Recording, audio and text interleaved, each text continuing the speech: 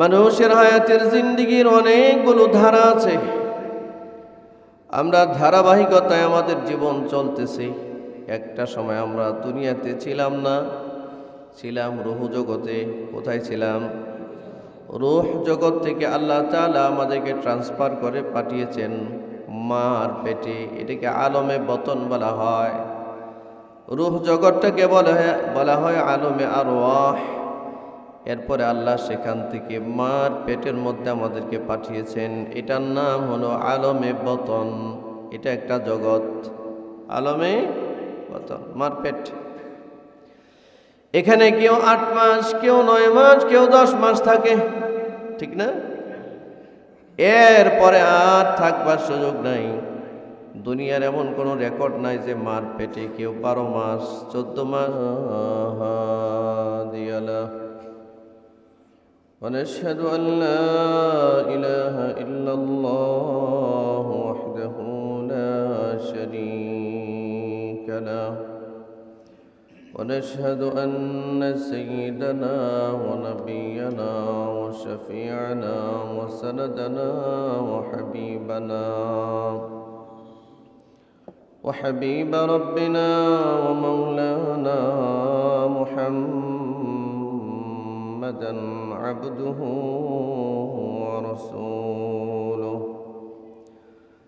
الذي أرسله بالحق بشيرا ونذيرا وداعيا إلى الله بإذنه وسراجا وقمرا منيرا. أما بعد فأعوذ بالله من الشيطان الرجيم. بسم الله الرحمن الرحيم. ولا تقولوا لمن يقتل في سبيل الله أموات بل أحياء ولكن لا تشعرون. صدق الله العظيم وصدق له رسوله النبي الأمي الكريم. ونحن على ذلك لمن الشاهدين والشاكرين. وقال رسول الله صلى الله عليه وسلم: الجهاد ماض إلى يوم القيامة أو كما قال رسول الله صلى الله عليه وسلم. সকলে দুরূদ শরীফ পড়ি। আল্লাহুম্মা সাল্লি আলা মুহাম্মাদিন ওয়া আলা আলি মুহাম্মাদ কামা সাল্লাইতা আলা ইব্রাহিম ওয়া আলা আলি ইব্রাহিম إنك حميد مجيد. اللهم بارك على محمد وعلى آل محمد كما باركت على إبراهيم وعلى آل إبراهيم إنك حميد مجيد. ربي زدني علما ربي يسر ولا تعسر وتمم بالخير. ربي اشرح لي صدري ويسر لي أمري واحلل عقدة من لساني يفقه قولي. سبحانك لا علم لنا إلا ما علمتنا إنك أنت العليم الحكيم وسبحانك لا فهم لنا إلا ما فهمتنا إنك أنت الجواد الكريم الحمد لله ثم الحمد لله আল্লাহ তাবারক ওয়া তাআলার দরবারে লাখো কোটি শুকর ও সুজুদ আদায় করছি যে মহান রব্বে করিম অত্যন্ত মেহেরবানি করে আজকে আমাদেরকে জান্নাতি বাগান আল্লাহ তাআলার ঘর দুনিয়ার সবচেয়ে দামি জায়গা আল্লাহ রাব্বুল আলামিনের ঘরে জুমার সালাত আদায় করবার নিয়তে এই প্রচণ্ড কনকনে ঠান্ডার এই দিনে আল্লাহ তাআলা আমাদেরকে আগে আগে আল্লাহ তাআলার ঘরে আসার সুযোগটুকুন করে দিয়েছেন। আমরা আমাদের মালিকের দরবারে শুকরিয়া আদায় করছি, সকলে পড়ছি আলহামদুলিল্লাহ। আপনারা সকলে ভালো আছেন? মাঝখানে একটা গ্যাপ হয়ে গেছিল, কত জমায় আসতে পারিনি। অনেক দূরে আমার একটা প্রোগ্রাম ছিল, এটা দেখা যায় এসে জমা পড়ায় গেলে ওখানে সে মাগরিবের পরে ফেনীতে বয়ান ছিল আমার, ফেনী। তো এখান থেকে গিয়ে জমা পড়ায় আর ফেনীতে গিয়ে মাগরিবের সময় পৌঁছা সম্ভব ছিল না, একটু ওজোর ছিল, এই জন্য আসতে পারিনি। যাই হোক, সবাই কেমন আছেন? সম্মানিত ভাইরা, আমি আপনাদের সামনে মহাগ্রন্থ আল কোরআনুল কারীমের সূরা বাকারার 154 নম্বর আয়াত তিলাওয়াত করেছি। নবীজির অগণিত হাদিস থেকে বরকতময় এক হাদিস আপনাদের সামনে আমি তিলাওয়াত করেছি। আল্লাহ তাবারক ওয়া তাআলা আমাদেরকে আয়াত এবং হাদিসের আলোকেই আজকের জমায় কিছু আলোকপাত করবার তৌফিক দান করুন। আল্লাহ যেন এই কথাগুলো আমাদের জন্য আমল করার সুযোগ তৈরি করে দেন। আল্লাহ যেন এই নিয়ামতটুকুন আমাদেরকে দান করেন, সকলে বলুন আমিন। আমি যে আয়াতি কারিমা তিলাওয়াত করেছি, আল্লাহ তাআলা ইরশাদ করছেন, বিসমিল্লাহির রহমানির রহিম ওয়ালা তাকুলু, তোমরা বলবা না, মৃত তোমরা এই কথা বলবা না, লিমান ইউকতালু, যারা শাহাদাত বরণ করে, মৃত্যুবরণ করে, জীবন দেয়, ফি সাবিলিল্লাহ, যারা আল্লাহর রাস্তায় জীবন দেয়, আমওয়াত, তাদেরকে তোমরা কখনো মৃত বলো না, তারা মরে না। সুবহানাল্লাহ। আল্লাহর রাস্তায় যারা জীবন দেয় তারা মরে না। আল্লাহ বলছেন, আমার রাস্তায় যারা জীবন দেয় তাদেরকে মৃত বলো না, মৃত বলে ডাকবা না, বরঞ্চ বাল আহইয়া, বরঞ্চ তারা জীবিত। সুবহানাল্লাহ। ওয়ালাকিন লা তাশউরুন, আল্লাহ রাস্তায় যারা জীবন দেয় এরা যে জীবিত, এটা তোমরা উপলব্ধি করতে পারো না। এই অ্যানালাইসিস ক্ষমতাটুকুন মানুষের নাই। মানুষের হায়াতের জিন্দেগির অনেকগুলো ধারা আছে, আমরা ধারাবাহিকতায় আমাদের জীবন চলতেছে। একটা সময় আমরা দুনিয়াতে ছিলাম না, ছিলাম রুহ জগতে। কোথায় ছিলাম? রুহ জগৎ থেকে আল্লাহ তাআলা আমাদেরকে ট্রান্সফার করে পাঠিয়েছেন মার পেটে, এটাকে আলমে বতন বলা হয়। রুহ জগৎটাকে বলা হয় আলমে আরওয়াহ। এরপরে আল্লাহ সেখান থেকে মার পেটের মধ্যে আমাদেরকে পাঠিয়েছেন, এটার নাম হলো আলমে বতন। এটা একটা জগৎ, আলমে বতন, মার পেট। এখানে কেউ 8 মাস, কেউ 9 মাস, কেউ 10 মাস থাকে, ঠিক না? এরপরে আর থাকবার সুযোগ নাই। দুনিয়ার এমন কোনো রেকর্ড নাই যে মার পেটে কেউ 12 মাস, 14 মাস, 15 মাস থাকে, এমন কোনো রেকর্ড আপনারা শুনছেন নাকি? লাস্ট সময়সীমা 10 মাস 10 দিন, এরপরে আর থাকার সুযোগ হয় নরমালি বের হতে হবে, না হয় পেট কেটে বের হতে হবে। বের হওয়া লাগবে, রাখা যাবে না, ঠিক কিনা জোরে বলেন? তার মানে বোঝা গেল মার পেটের একটা সময় আমাদের নির্ধারিত ফ্রেমিং করা।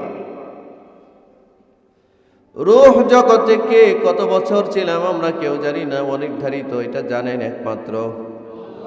কিন্তু মার পেটে আমরা যে কয়দিন ছিলাম, অন্তত লাশ সীমানাটা আমাদের জানা আছে, 10 মাস 10 দিনের অতিরিক্ত থাকার সুযোগ নাই।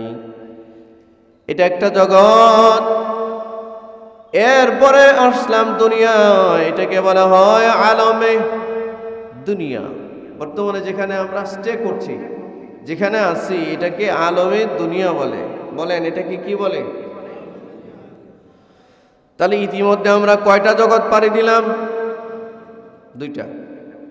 একটা রূহ জগৎ আর একটা মার পেট, এটাকে আলমে বতন বলে। রূহ জগৎ যেটা, এটাকে আলমে আরওয়াহ বলে। এরপরে মার পেটে যে 9 মাস বা 10 মাস 10 দিন ছিলাম, এটাকে আলমে বতন বলে। বলেন সবাই, বলেন কি বলে? হ্যাঁ, মুখ দিয়ে বলেন, এই ছাত্র ভাইরা আপনারা বলেন, বলেন কি বলে? আলমে বতন। আলমে বতনের সময় নির্ধারিত, নির্দিষ্ট। কতদিন? 10 মাস, সর্বোচ্চ 10 দিন। এরপরে আর থাকার কোনো সুযোগ নাই।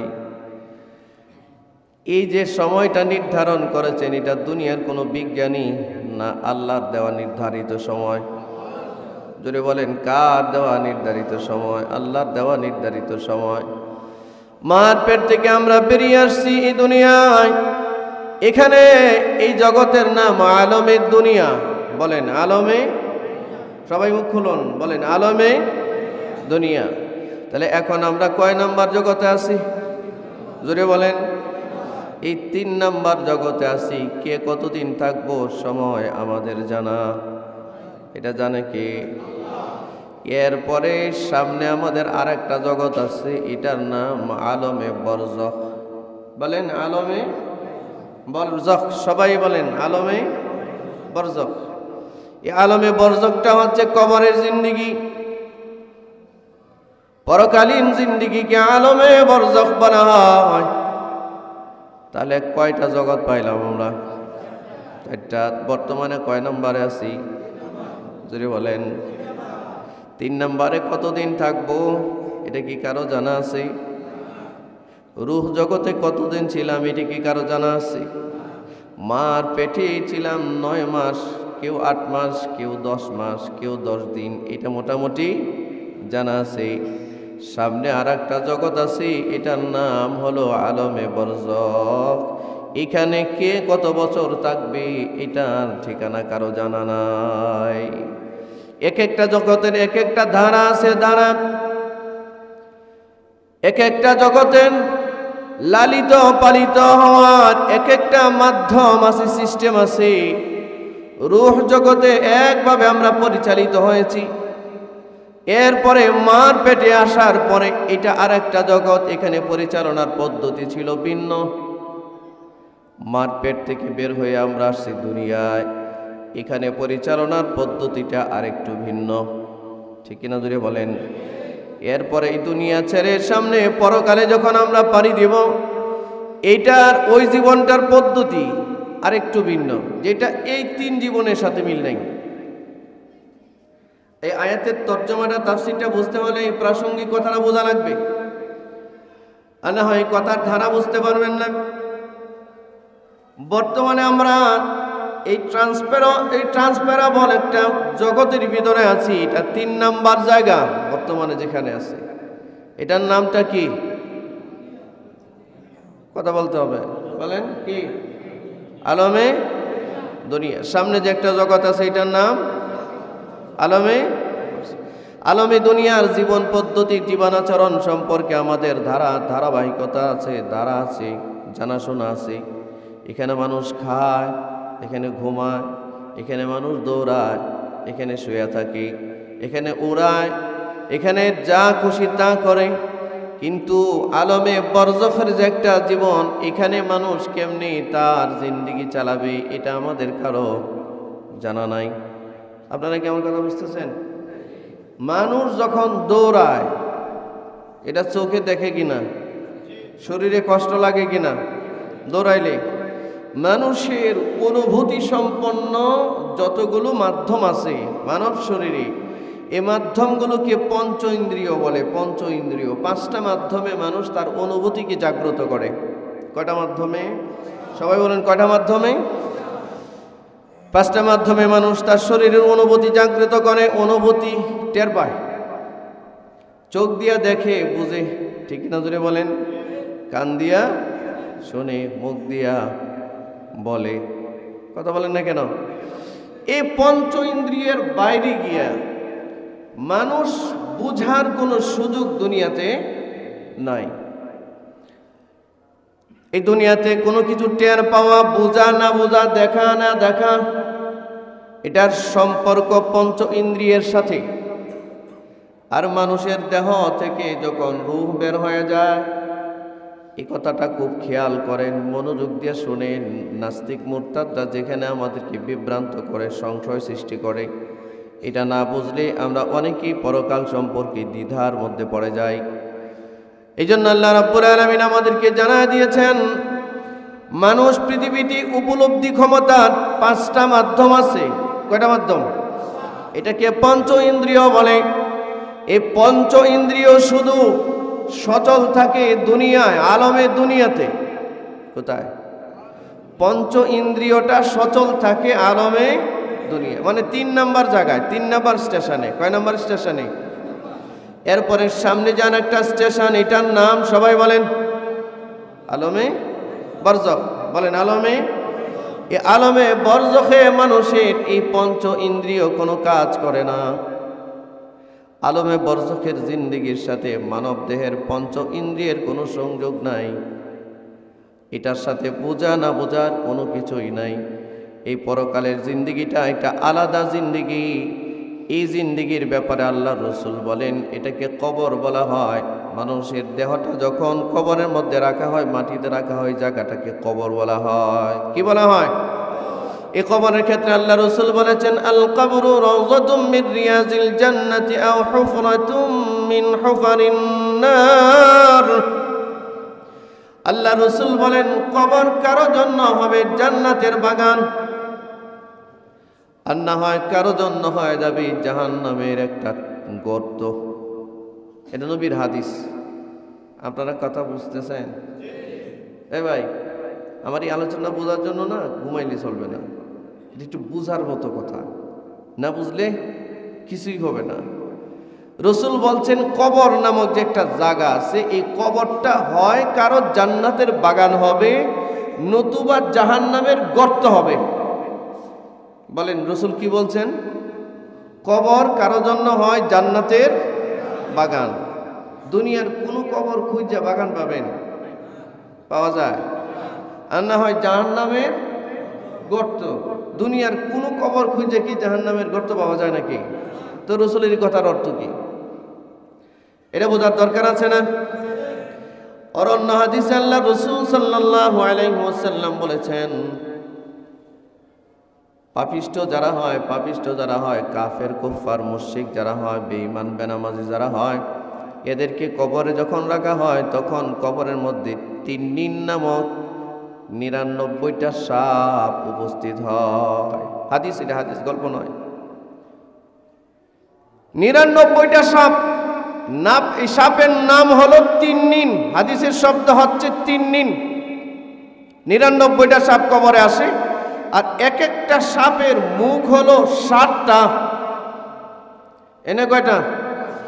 এনে কত কত হইল? এক একটা সাপের মুখ হলো 60টা। কয়টা মুখ? 7 সাপ বলা মুখের, মানে 60টা মুখের সাপ কোনোদিন কেউ দেখছেন নাকি? রসুল বলেন, কবরের মধ্যে তিন্নিন নামক 99টা সাপ আসে। সাপ, এই সাপগুলো এসে এই কাফেরদেরকে, কুফফারদেরকে, মুনাফিকদেরকে দংশন করতে থাকে। এক একটা সাপের এমন বিষের ক্রিয়া, নবীজি বলেন, কখনো যদি কবরের মাটি চৌচির করে, মাটি সরায়া যদি এই আলমে বরজখের কোনো সাপ দুনিয়াতে নিঃশ্বাস ছাড়ত, নিঃশ্বাস, পৃথিবীর কোনো সবুজ শ্যামল গাছপালা জন্ম নিত না। এই সাপের নিঃশ্বাসের কারণে পৃথিবীর সমস্ত গাছপালাগুলো পুড়ে যেত, সমস্ত গাছপালা পুইরা নাশ হয়ে যেত, না কোনো প্রাণী জগতে বাঁচত না। এক একটা সাপের বিষের ক্রিয়া এমন এমন 99টা সাপ, এক একটা সাপের 7টা মুখ, তাকে কিয়ামত পর্যন্ত কবরে দংশন করতে থাকবে। এই হলো কবরের বর্ণনা। এখন কথা হলো, কোনোদিন কোনো মানুষকে দাফন করবার পর কবরের মাটি সরায়া 7 মুখের কখনো কোনো সাপ পাওয়া যায় না। আপনারা কি কথা বুঝতেছেন? আর এক হাদিসে আল্লাহ রাসূল বলেন, যেমন পৃথিবীতে যারা এথিস্ট হয়, এথিস্ট সংশয়বাদী নাস্তিক যারা হয়, তারা মানুষকে বোকা বানায় বলে, মৌলবীরা বলে, যেমন রাসূল হাদিসে বলেছেন, কবরের মধ্যে যখন যাওয়া হবে, একটা মানুষকে রাখা হবে, 2 জন ফেরেশতা কবরের মধ্যে আসবে।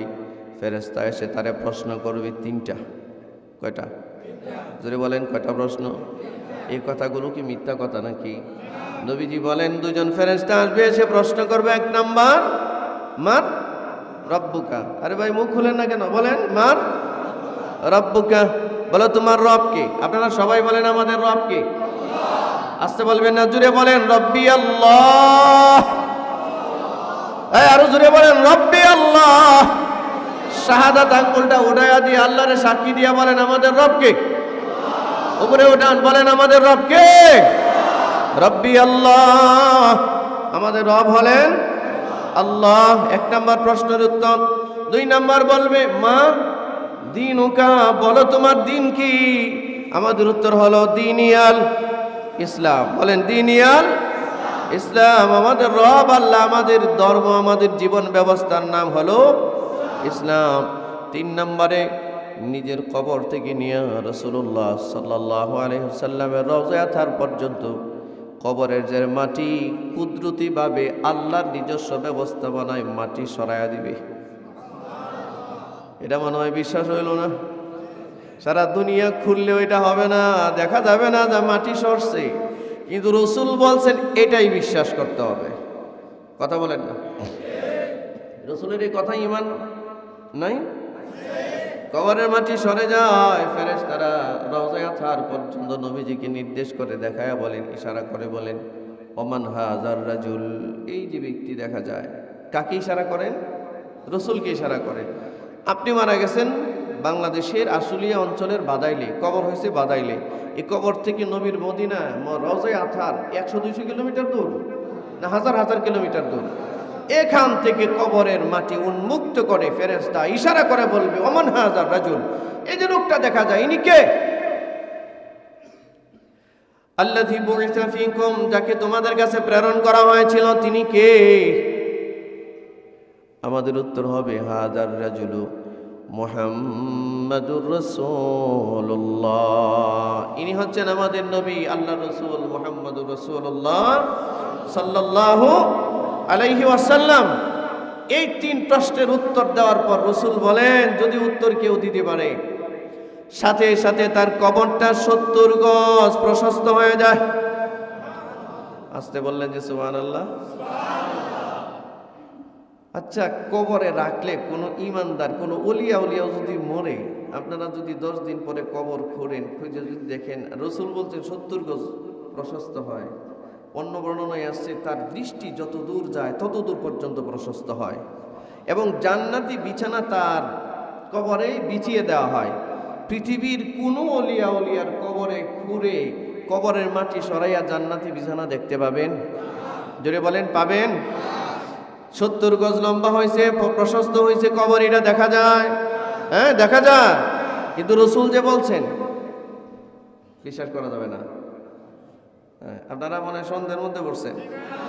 রাসূল যে বলছেন, তাহলে এটা বিশ্বাস করা লাগবে না? আরে ভাই, আপনাদের কি ধারণা নবীর কথা মিথ্যা কথা? এই কথাগুলো শেষ করি, তারপরে বুঝবেন।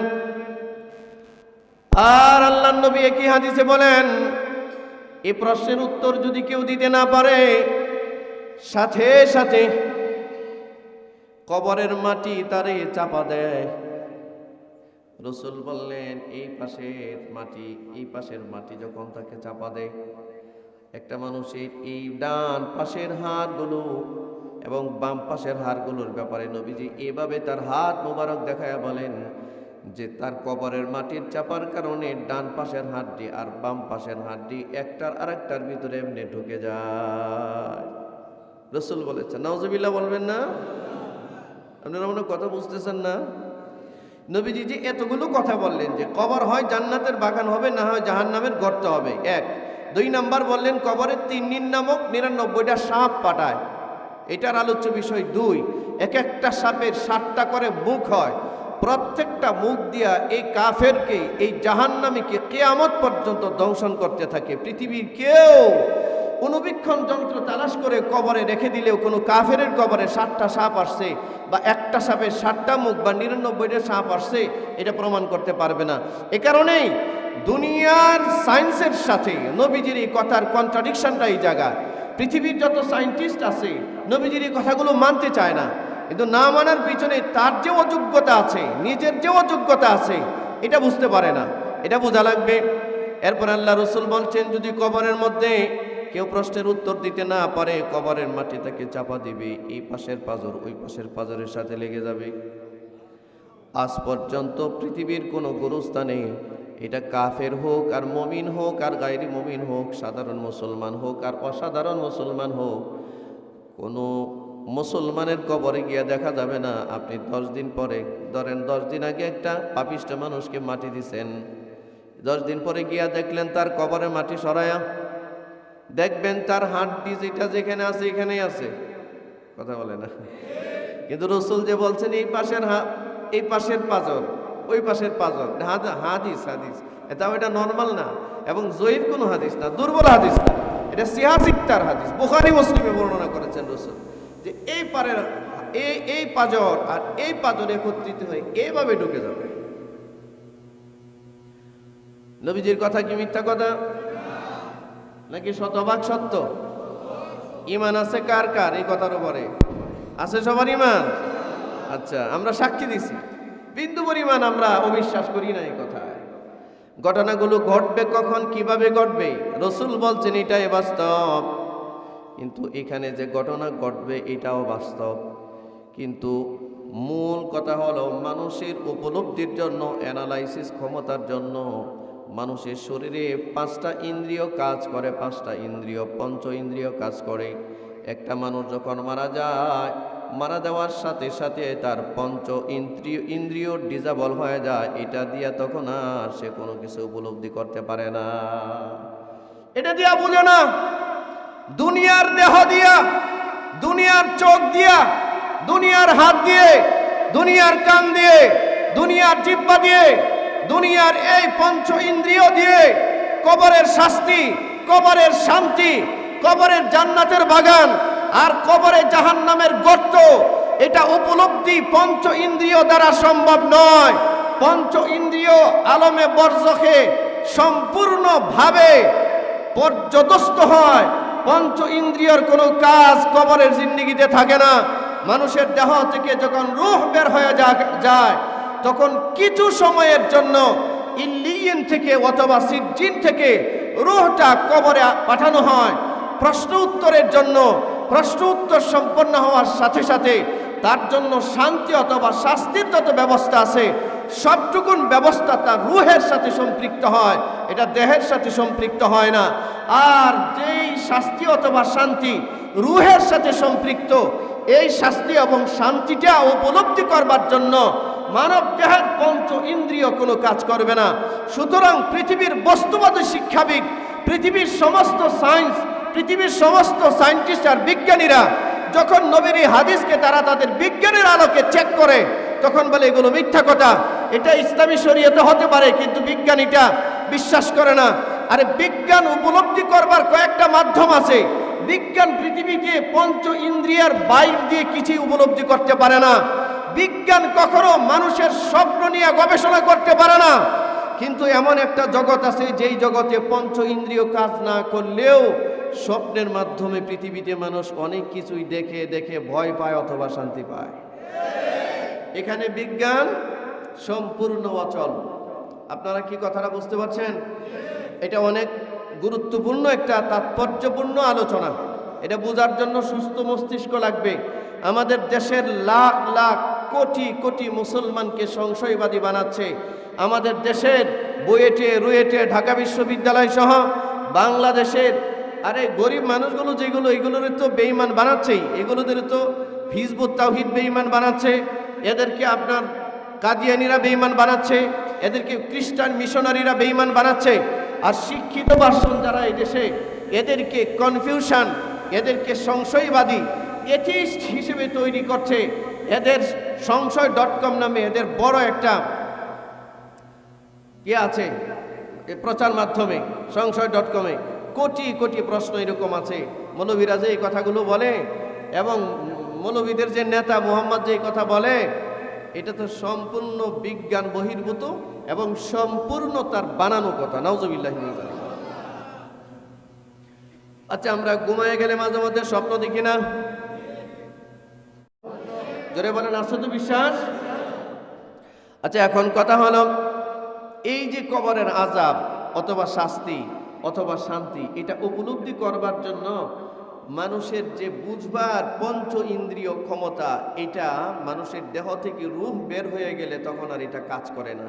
তখন এই মানব দেহের মতো আর একটা দেহ ভিতরে আছে, এটার নাম হচ্ছে রূহ। রূহ আত্মা। কি? আমার আপনার বডি যেমন ঠিক তদ্রূপ একটা বডি, এই মাটির বডির ভেতরে আর একটা রুহের বডি আছে, যে বডিটা রুহ জগতে ছিল। এরপরে মার পেটে পাঠানো হয়েছিল, 10 মাস 10 দিন ছিলাম। সেইটার মধ্যে মাটি লেপন করা হয়েছে, হাড্ডি দিয়ে লেপন করা হয়েছে, সেখানে রক্ত মাংস একত্রিত করা হয়েছে, অস্থিমজ্জা দান করা হয়েছে, চামড়ার প্রলেপ দেওয়া হয়েছে। আল্লাহ বলেছেন, আল্লাযী খালাকাকা ফাসাওয়াকা ফাআদালাক, আমি আল্লাহ তোমাকে যেমন চেয়েছি এমন করে সুগঠিত করেছি, সুসংগঠিত করেছি, সুসামঞ্জস্য করেছি। এগুলো করে আমি তোমাকে সৃষ্টি করেছি, দুনিয়ায় পাঠিয়েছি। কিছুদিন আছো, এরপরে আবার তোমার এই গোটা দেহ বৈশিষ্ট্য পরিবর্তন হয়ে যাবে, জিন্দেগি পরিবর্তন হয়ে যাবে। তুমি 3 নম্বর স্টেশন থেকে পরিবর্তন করে সামনের এক গন্তব্য, এটার নাম হচ্ছে আলমে বরজখ। এই বরজখে হবে তোমার পদাচারণা। সেই জিন্দেগির তোমার যে পরিচালনার ব্যবস্থাপনা, এই ব্যবস্থাপনা তোমার দেহের সাথে সংশ্লিষ্ট নয়, ওইটা থাকবে রুহের সাথে সংশ্লিষ্টতা। আপনারা আমার কথা বুঝে থাকলে বলুন, কবরের জিন্দেগির আযাব অথবা শাস্তি অথবা শান্তি, এটা দেহের সাথে সম্পৃক্ত না রুহের সাথে সম্পৃক্ত? আপনারা এটা বুঝতে পারছেন? তাহলে যেই জিনিস দেহের সাথেই সম্পৃক্ত না, এই জিনিসকে বিজ্ঞানের আলোকে ব্যাখ্যা করে কেউ যদি বলে মুহাম্মদ সাল্লাল্লাহু আলাইহি সাল্লামের এই কথাগুলো বিজ্ঞান বিশ্বাস করে না, এগুলো ভুয়া এবং মিথ্যা কথা, ধোঁকাবাজি কথা। নাউজুবিল্লাহ, জোরে বলেন। আমরা বিজ্ঞানকে বলবো নবীর কথা মিথ্যা নয়, বিজ্ঞান এখানে ব্যর্থ ছিল, আছে এবং সারা জীবনেই থেকে যাবে। বিজ্ঞান তো ততটুক জানে যতটুক চোখ দিয়ে দেখা যায়, বিজ্ঞান তো ততটুক বুঝে যতটুকু উপলব্ধি করা যায়, বিজ্ঞান তো ততটুকুই বলে যতটুক তাদের পঞ্চ ইন্দ্রিয় দ্বারা আয়ত্ত করা যায়। কিন্তু কবরের জিন্দেগির আযাব অথবা শান্তি, এই সব কিছুর সম্পর্ক হলো মানুষের দেহের সাথে বিন্দু পরিমাণও নাই। এটার আযাব অথবা শান্তির ব্যবস্থা হচ্ছে রুহের সাথে সম্পৃক্ত। আমি কি বিষয়টা বোঝাইতে পারছি? আপনারা এই পর্যন্ত কি এটা বুঝছেন? তার মানে রাসূল যে বললেন যে কবরের মাটি তাকে শাস্তি দেয়, এই পাশের পাঁজর আর এই পাশের পাঁজর, এটা কি এই বডি বুঝাইছেন? এই মাটির বডি বুঝাইছেন? কোনটা? রূহ বুঝাইছেন। রুহের মধ্যে এরকম আর একটা দেহ আছে, 99টা সাপ আছে, সাপ।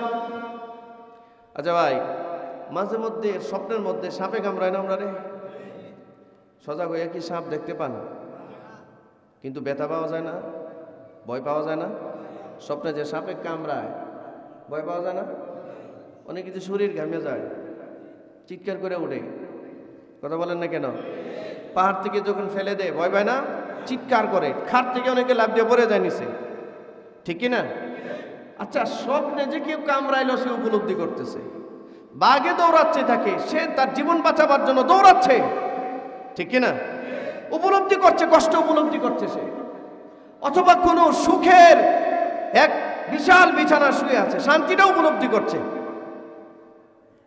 এই পুরো বিষয়টা দেহের বাইরে, কিন্তু সেটার প্রভাব দেহের উপরে এসে পড়তেছে। কিন্তু মানুষ যখন মরে যায়, মৃত্যুবরণ করবার পরে আলমে বরজখে যখন তার পদাচারণা শুরু হয়, তখন এর পুরো বিষয়বস্তু দেহের সাথে তখন আর কোনো সংশ্লিষ্টতা থাকে না, এটা পুরাটা সংশ্লিষ্ট হয়ে যায় তার রুহের সাথে।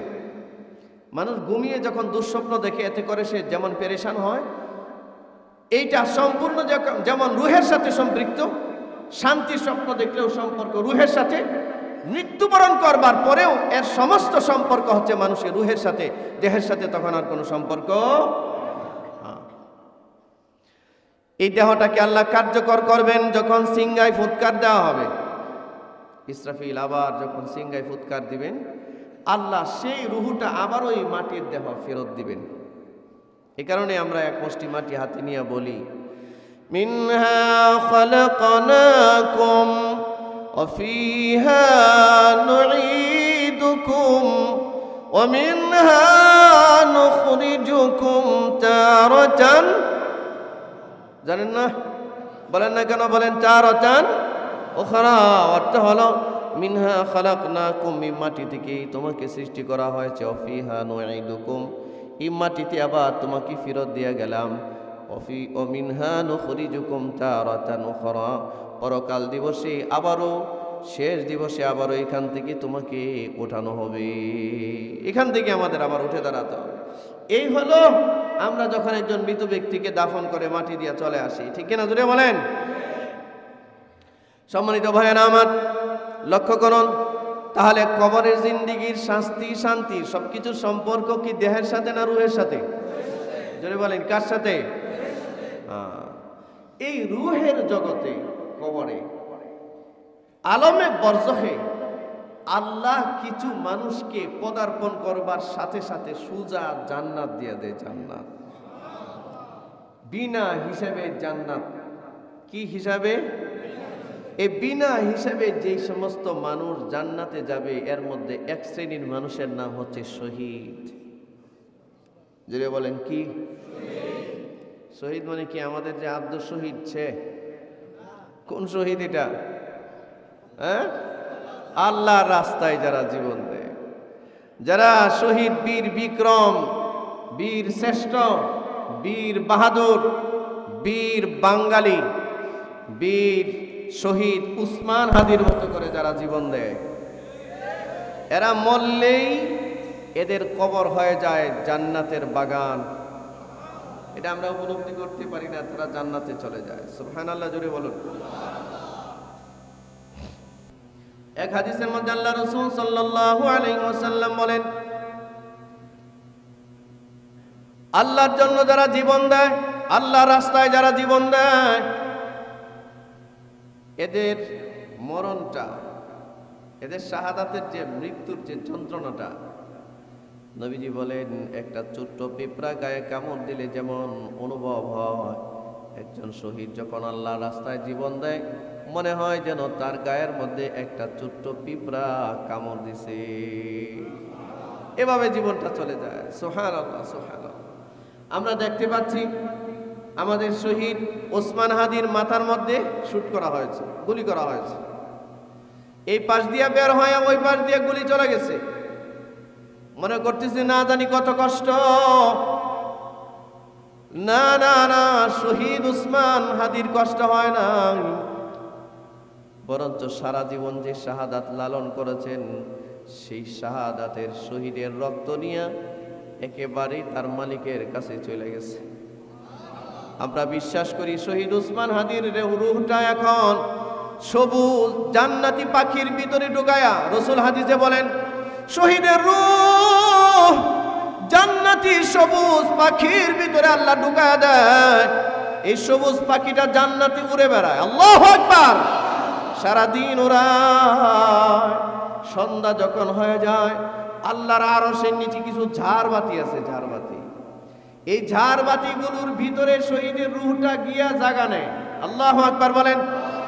আল্লাহ তাআলা তার কুদরতি নজর ওই ঝাড় বাতিগুলোর ভিতরে শহীদদের যে রূহ আছে, এই রূহের দিকে তাকায়া বলে, তোমরা কি আমার কাছে আরো কিছু চাও নাকি? কাদের কি বলে? শহীদদের রূহকে বলে। শহীদদের রূহ রাত হয়ে গেলে কোথায় আশ্রয় নেয়? কথা বলে না। আরে ভাই, আমরা তো আমাদের ঘরে ঝাড়বাতিটা নাই।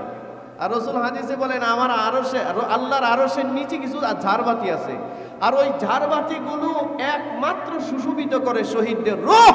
আল্লাহু আকবার বলুন।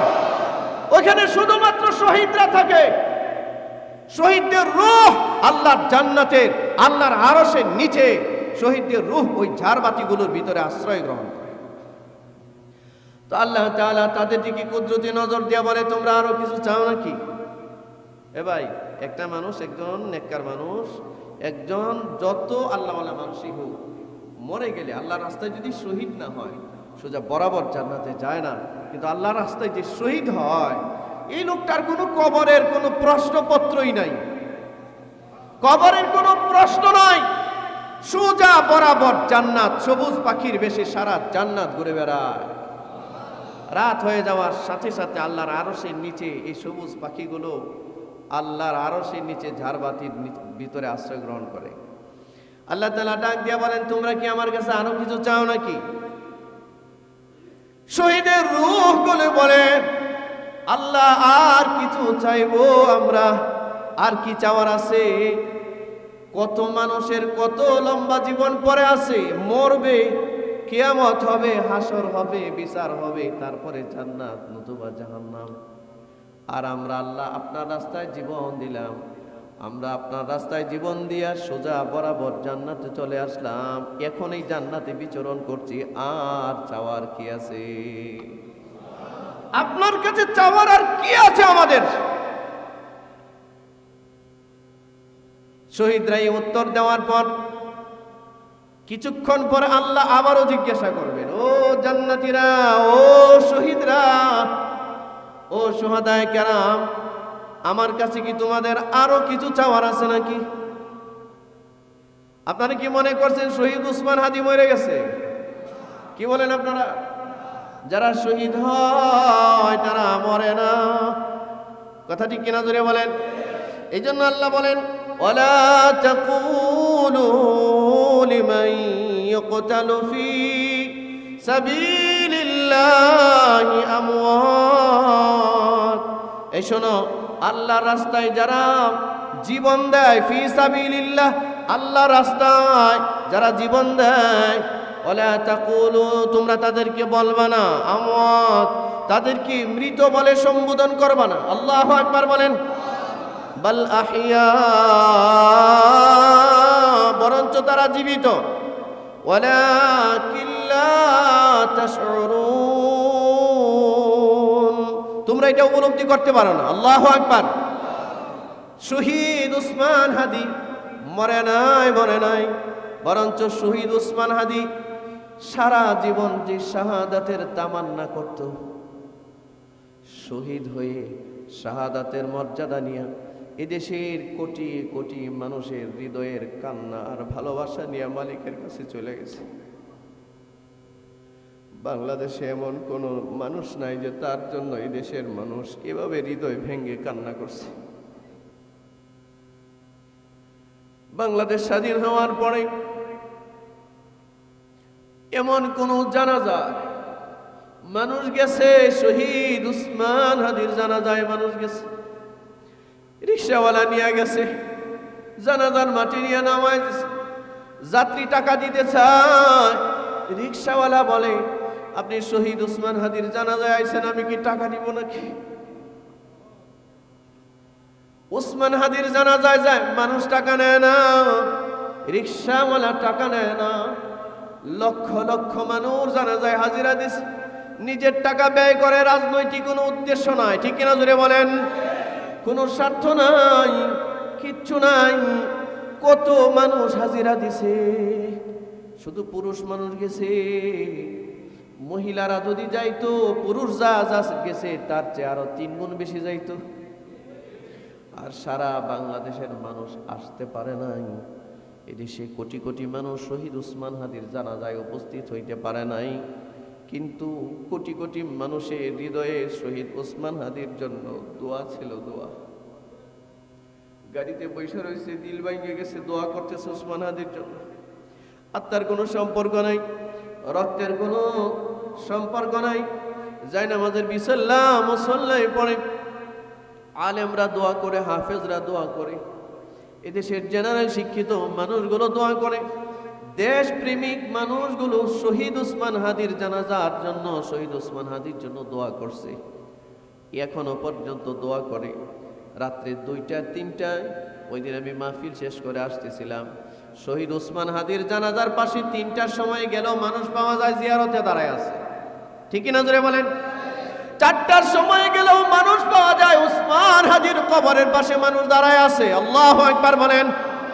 বাংলাদেশে অনেকেই তো ক্ষমতার মসনদ দখল করেছিলেন, ওখানে অনেকে প্রধানমন্ত্রী হয়েছিলেন, অনেকে মন্ত্রী হয়েছিলেন, অনেকে এমপি হয়েছিলেন, অনেকে জাতীয় সংসদের স্পিকার হয়েছিলেন। আল্লাহর কসম, শহীদ ওসমান হাদির যে রাজকীয় বিদায়, এটা ইতিপূর্বে কোনোদিন হয় নাই, ভবিষ্যতে হবে বলে সম্ভাবনা।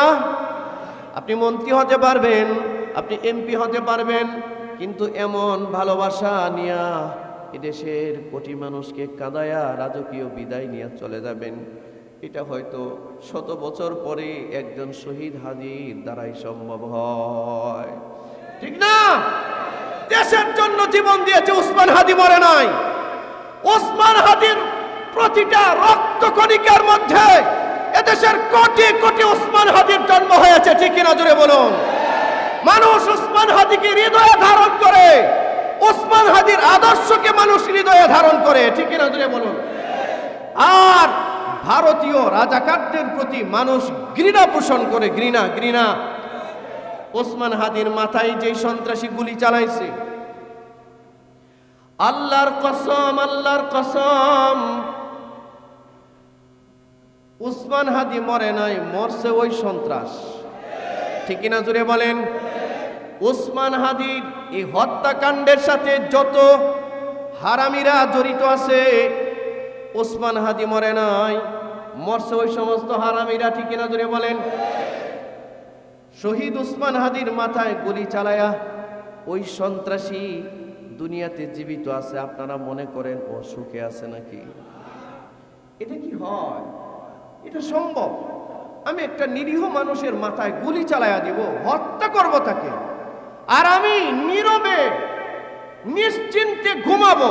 আল্লাহর কসম, এটা কোনোদিন হতে পারে না। কোরআন মাজিদে আল্লাহ তাআলা সূরা তাহা 124 নম্বর আয়াতে বলেছেন, ওমান আরাদা আন যিকরি, আল্লাহ বলেন আমার স্মরণ থেকে যারা মুখ ফিরায় নেয়, অর্থাৎ আমার হুকুম আহকাম থেকে যারা মুখ ফিরায় নেয়, ন্যায় অন্যায় থেকে যারা মুখ ফিরায় নেয়, আমার কোরআনের বিধিবিধান থেকে যারা মুখ ফিরিয়ে আনে, ফাইন্না লাহু মাঈশাতান দানকা, আমি আল্লাহ তার জীবনটারে সংকীর্ণ বানায়া দিই। কি বানায়া দেয়? আল্লাহর স্মরণ থেকে, হক থেকে, সত্য থেকে, ইসলাম থেকে যারা মুখ ফিরায় আনে, তাদের জীবনকে সংকীর্ণ করে দেয় কে?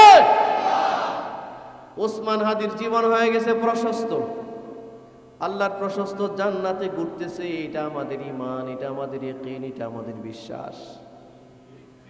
আর ওই সন্ত্রাসী বাকি যে কয়টা জীবন বাচ্চা আছে, মরবে তো মরবে, নিকৃষ্টভাবে মরবে। যে কয়টা জীবন জীবিত আছে, আর স্বাধীন জীবন তার জীবনে হবে না, ঠিক না? হয়তো কোনো গর্তের ভিতরে লুকিয়ে আছে, হয়তো কোনো বড় সন্ত্রাসীর শেল্টারে আছে। আল্লাহর কসম, এই সন্ত্রাসীকে যদি বাংলাদেশের মানুষ কোনোদিন পায়, কিসের বিচার? এদেশের জনগণ ওর চামড়া টেনে ছিঁড়ে ফেলবে, ঠিক কিনা জোরে বলুন? এর অস্তিত্ব এই দেশের মানুষ বাঁচতে দিবে না। এদেশের মানুষ কোন রকম যদি ওরে পায়, তাহলে ওর শাস্তি আদালতে কি হবে এই অপেক্ষায় দেশের জনগণ থাকবে না। এই জন্য আমার মনে হয় আমাদের দেশের আইন শৃঙ্খলা রক্ষাকারীর বাহিনী ভয় পাইতেছে, ভয়। এটা দইরা রাখবো কই? কোন থানাটায় রাখবো? থানাটা সুস্থ থাকবে তো? কোন জেলায় রাখবে? কোন জেলের ভেতরে রাখবে? আর শুনুন, বাংলাদেশের কোটি কোটি মানুষের রক্তের মধ্যে আগুন লাগছে, আগুন, ঠিক কিনা? শহীদ ওসমান হাদির এই শাহাদাতের কারণে বাংলাদেশের কোটি মানুষের রক্তে আগুন ধরেছে।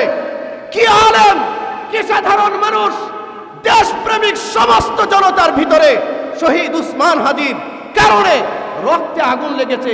এই প্রতিশোধের স্পৃহা আমাদের বহু মানুষকে রাত্রে ঘুমাইতে দেয় না, ঠিক কিনা জোরে বলেন?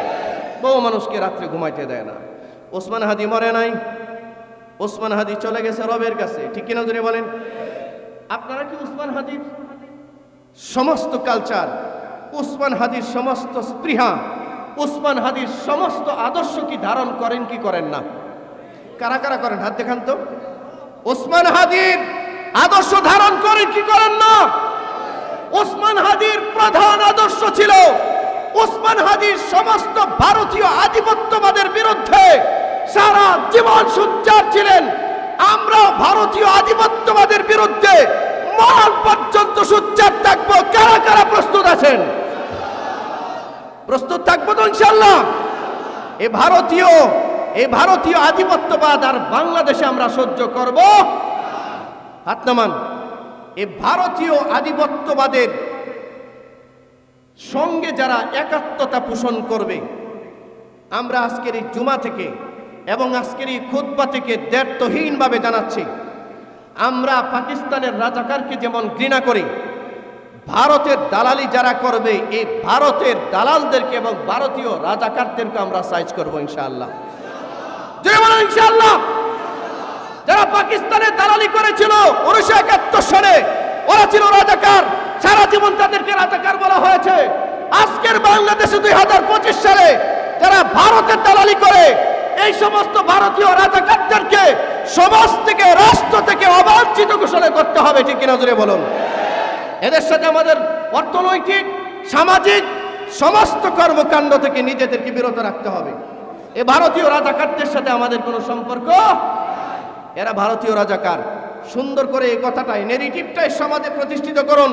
বিশ্বাস করুন, পাকিস্তানের যারা সমর্থক ছিল তাদেরকে পাকিস্তানি রাজাকার বলে 54 বছর পর্যন্ত এই দেশের দাড়ি টুপি, এদেশের আলেমুল আমাদেরকে অপমান করা হয়েছে, ঠিক কিনা? আর এখন থেকে আমরা শব্দ ব্যবহার করব, ভারতের পক্ষ নিয়ে যারা নেগেটিভ নির্মাণ করবে, ভারত নিয়ে যারা মায়া কান্না করবে, প্রথম আলোর মতো একটা সন্ত্রাসী, প্রথম আলোর মতো ভারতীয় একটা এজেন্ট নিয়ে যারা কান্নাকাটি করবে, ডেইলি স্টারের মতো ভারতীয় এরকম রোদের এজেন্টদেরকে নিয়ে কান্নাকাটি করবে, আমরা মনে করব এরা ভারতীয় দালাল। জোরে বলেন, আমরা মনে করব এরা ভারতীয়, শুধু দালাল না, আমরা মনে করব এরা ভারতীয় রাজাকার। এই কথাটা মুখ দিয়ে বলেন, বলেন এরা ভারতীয় রাজাকার। জোরে বলেন এরা ভারতীয় রাজাকার। আবার বলেন এরা ভারতীয় রাজাকার। আবার বলেন এরা ভারতীয় রাজাকার। এরা ভারতীয় দালাল। জোরে বলেন এরা ভারতীয় দালাল। এই দালালদের সাথে আমাদের কোনো সম্পর্ক, এই দালালদের সাথে আমাদের কোনো সম্পর্ক। যদি কেউ মনে করে যে ভারতীয় দালালি করে এই দেশের ক্ষমতার মস্তদ আমরা গ্রহণ করব, আবারও ফিরে আসবো ভারতের হাত ধরে, এই ভারতীয় রাজাকারদেরকে বলি, এই জমিনে হয় তোমরা বাঁচবে, আর না হয় শহীদ উসমান হাদির মতো আমরা আমাদের মালিকের কাছে চলে যাব। তারপরে এই দেশে আর তোমাদেরকে পুনর্বাসন হতে দেওয়া হবে না। বাংলাদেশে আর ভারতীয় রাজাকারদের কোনো জায়গা হবে না। হাত উঠান, শক্ত করে মজবুত করে শপথ করেন। হাত উঠান, হাত উঠান, হাত উঠায়া বলেন, আমরা বাংলাদেশে আর কোন ভারতীয় দালাল, ভারতীয় রাজাকারকে পুনর্বাসন হতে দেব না। ভারতীয় রাজাকারদের সাথে আমরা অর্থনৈতিক সম্পর্ক ছিন্ন করব। ভারতীয় দালালদের সাথে আমাদের সামাজিক সম্পর্ক ছিন্ন করব। ভারতীয় রাজাকারদের সাথে রাষ্ট্রীয় সম্পর্ক ছিন্ন করব। মরণ পর্যন্ত শহীদ উসমান হাদির আদর্শকে লালন করব ইনশাআল্লাহ। মনে থাকবে তো? এটাই হচ্ছে উসমান হাদির রক্তের প্রতিদান। উসমান হাদি আজকে আমাদেরকে এটা শিক্ষা দিয়ে গেছে, ঠিক কিনা জোরে বলুন? উসমান হাদির একটা বক্তব্য দেখে থাকবেন, মানুষ স্বাভাবিক লাইফ লিড করে 50 বছরই বাঁচলো, অথচ তার জীবনে কোনো ইনফেক্ট নাই, কোনো ইম্প্যাক্ট নাই তার। কত গরু ছাগলও তো বাঁচে শত শত বছর, ঠিক কিনা জোরে বলেন? জীবনের কোনো ইম্প্যাক্ট নাই। শহীদ উসমান হাদি 32 বছরে যা করে গেছে, এদেশের রাজনীতিবিদরা 32,000 বছর বাঁচলে করতে পারবে না। এই জন্য রাজনীতিবিদদের ঘুম হারাম হয়ে গেছে। হয়েছেটা কি? উসমান হাদির জানাজা এত মানুষ কেন আসলো? আরে উসমান হাদির জানাজায় মানুষ সম্পূর্ণ তার হৃদয়ের টানে গেছে। আর এই দেশের আরো কোটি কোটি মানুষ ছিল যে দূরত্বের কারণে, বয়সের ভারের কারণে জানাজায় আসতে পারে নাই, কিন্তু জায়নামাজের মুসল্লায় বসে তার জন্য নীরবে, সন্তানের জন্য কান্দে না, কিন্তু উসমান হাদির জন্য কান্দে। নিজের ছেলে মারা গেছে, কাঁদে না, উসমান হাদির জন্য কাঁদে, ঠিক কিনা জোরে বলেন? আমরা শহীদ উসমান হাদিকে, বাংলাদেশের ভারতীয় রাজাকার যারা, এই ভারতীয় দালালরা চায় শহীদ উসমান হাদির কালচারাল সেন্টার, শহীদ উসমান হাদির আদর্শ, শহীদ উসমান হাদির নামগন্ধ আমাদের দেশ থেকে মুছে দিবে। এটা কি সম্ভব? বলুন, এটা কি সম্ভব? আমরা যতদিন জীবিত আছি আমরা শহীদ উসমান হাদির আদর্শ নিয়ে বাঁচবো ইনশাআল্লাহ। জোরে বলেন ইনশাআল্লাহ, আরো জোরে বলুন ইনশাআল্লাহ। এই জন্য আল্লাহ রাব্বুল আলামিন বলেন, ওয়ালা তাকুলু লিমান ইউকতালু ফি সাবিলিল্লাহ, আল্লাহর রাস্তায় যারা জীবন দেয় তাদেরকে মারা বলো না। বাল আহইয়া ওয়ালাকিন লা তাশউরুন, বরঞ্চ তারা জীবিত, তোমরা এটা উপলব্ধি করতে পারো। তো আরশের নিচে শহীদদের রূহ যখন গিয়া বসে, আল্লাহ বলেন, তোমরা কি চাও নাকি আমার কাছে আরো কিছু? শহীদরা বলে, কি চাইবো আল্লাহ? একটা মানুষের জীবনে সবচেয়ে বড় চাওয়া আপনার কাছে প্রতিবেশী হওয়া, জান্নাতে চিরস্থায়ী সুখের ঠিকানা জান্নাতে যাওয়া। এটা তো আপনি আমাদেরকে দিয়েছেন, আর আপনার আরশের নিচে আমাদেরকে প্রতিদিন আশ্রয় নেওয়ার সুযোগ দিয়েছেন। আর কি চাবো আমরা? কিছুক্ষণ পরে আল্লাহ যখন আবারও জিজ্ঞাসা করেন, তোমরা কি আবারও কোনো কিছু চাও নাকি আমার কাছে? তোমরা কি চাও আমার কাছে আরো কিছু? তখন শহীদরা মনে করে আল্লাহ সম্ভবত এভাবে বারবার জিজ্ঞাসা করার কারণ আল্লাহ মনে হয় আমাদেরকে কিছু দিতে চায়, আরো নতুন কিছু দিতে চায়। শহীদরা এক সুরে বলবি, আরে মাঝে মধ্যে উসমান হাদির কথা স্মরণ করে নিজের ঈর্ষা লাগে, ঈর্ষা। আমরা পরে আছি বাংলাদেশের এই নিকৃষ্ট এক সমাজ ব্যবস্থা, আর উসমান হাদি এখন যাদের সাথে চলাফেরা করি তাদের নাম আবু বকর। উসমান হাদি এখন যাদের সাথে দৌড়ায় জান্নাতি তাদের নাম উমর। উসমান হাদি জান্নাতে যাদের সাথে হয়ে গেছে তাদের নাম হযরত উসমান। উসমান হাদি যাদের সাথে জান্নাতি ঘুরে বেড়ায় তারা হলো আলী।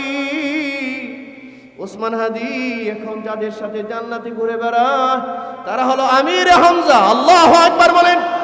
আমির হামজার সাথী হয়ে উসমান হাদি জান্নাতি ঘুরায়। হযরত আলী আর উসমানের সাথী হয়ে জান্নাতি হযরত উসমান হাদি ঘুরায়। হযরত হাসান হুসাইনের সাথে জান্নাতে উসমান হাদি ঘুরায়। আর আমরা এই নিকৃষ্ট সমাজ ব্যবস্থায় পড়ে আছি। এদেশের বস্তু পূজারী যারা আছে, এদেশের পেট পূজারী যারা আছে, এরা তো পেট নিয়ে গবেষণা করে, এরা তো সম্পদ নিয়ে গবেষণা করে, কিন্তু শাহাদাতের মওত, শাহাদাতের জীবন, শাহাদাতের মরণ এরা যদি উপলব্ধি করত, জীবন দিত, তাও ভারতীয় দালালি ওরা করত না। ঠিক না জোরে বলেন? দেশের স্বাধীনতা সার্বভৌমত্বের জন্য জীবন দিত, কিন্তু ভারতীয় রাজাকারের ভূমিকায় ওরা অবতীর্ণ হতো না কোনোদিন। ঠিক না জোরে বলেন? শহীদ উসমান হাদিরা চলে গেছে আমাদের দেশেও। আহারে উসমান হাদির কত কথা আমাদের কানের মধ্যে বাসে। উসমান হাদি বলে, অসুবিধা নাই, আমি হারাম খায় আমার দেহটারে মোটা বানাইছি না, যে আমারে গুলি করে দিলে আমার দেহ নিয়ে টানাটানি করতে কষ্ট হবে, আমি চিকনা আছি, চিকনাই। কি কথা তার, কি স্পিরিট! আমার দেহে হারামের রক্ত নাই, এই কথাটাই দেশে কয়টা রাজনীতিবিদ বলবে বলেন তো? এই আমার এই কথাটা বলেন, এই দেশের কয়টা রাজনীতিবিদ এই কথাটা বলতে পারবে? কয়টা মন্ত্রী বলতে পারবে আমার দেহে হারাম রক্ত নয়? কয়টা এমপি বলতে পারবে আমার দেহে হারাম রক্ত নয়? কয়টা মেয়র বলতে পারবে আমার দেহে হারাম রক্ত নয়। বাংলাদেশের কয়টা স্পিকার, কয়টা রাষ্ট্রপতি বলতে পারবে আমার দেহে হারাম রক্ত নাই? বাংলাদেশের কয়টা এসপি, এসি, ডিসি, ওসি বলতে পারবে আমার দেহে, আমার অর্থের মধ্যে হারাম রক্ত নাই? এদেশের কয়টা চেয়ারম্যান, উপজেলা চেয়ারম্যান বলতে পারবে আমার দেহে হারাম রক্ত নাই? আর শহীদ উসমান হাদি বলে আমার দেহে হারাম রক্ত নাই। আমি হারাম খায়া মোটা হই নাই, আমার নিয়ে এত চিন্তা করার কিছু নাই। আল্লাহু আকবার। কি মানে স্পৃহাটা! আল্লাহ মর্যাদা দিয়ে দিছে। চলে গেছে হযরতে সাইয়্যিদুশ শুহাদা হযরতে আমির হামজার সাথে হয়তো হাত ধরে ঘোরায় জান্নাতি উসমান হাদি। উসমান হাদি মনে নাই, মরছে তো ওই সন্ত্রাসী যে মাথায় গুলি চালাইছে, ঠিক কিনা জোরে বলেন? বাংলাদেশ না, পৃথিবীর যে কোনো জায়গায় থাক, এই সন্ত্রাসী কোনোদিন জনসম্মুখে তার চেহারাটা দেখাতে পারবে আমার মনে হয়। আর পৃথিবীর কোথাও যদি ওরে একবার খুঁজে পাওয়া যায়